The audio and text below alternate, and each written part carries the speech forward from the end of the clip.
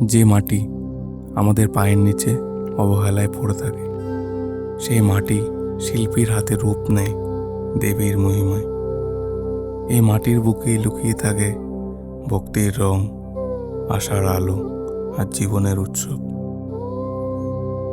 কলকাতার এক চিলতে গলি, কুমোরটুলি, যেখানে শিল্পীর হাতের ছোঁয়ায় জন্ম নেয় দেবী। প্রথমে কাঠ আর দড়ির ফ্রেম দাঁড় করানো হয়, তারপর শুকনো খড় দিয়ে বাঁধা হয় শরীরের আকার। তারপর শুরু হয় মাটি চাপানোর কাজ।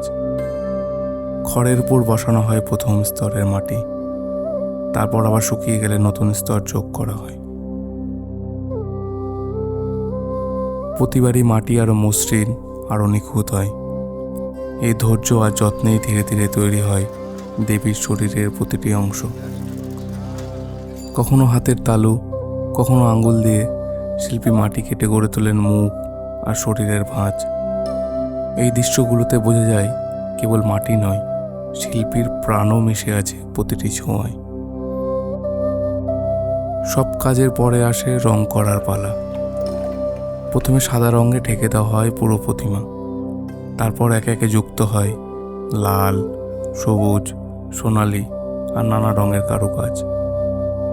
শিল্পীর নিখুঁত কাজ প্রতিটি প্রতিমাকে দেয় আলাদা সৌন্দর্য। শেষমেশ দাঁড় হয় এক পূর্ণ রূপ, যা শুরু হয়েছিল কাঠ আর খড় দিয়ে, আর শেষ হলো মাটি, রং আর অগণিত পরিশ্রমে। এই প্রতিমা শুধু শিল্প নয়, এই প্রতিমা হলো মানুষের বিশ্বাস, ভক্তি আর আবেগের প্রতীক।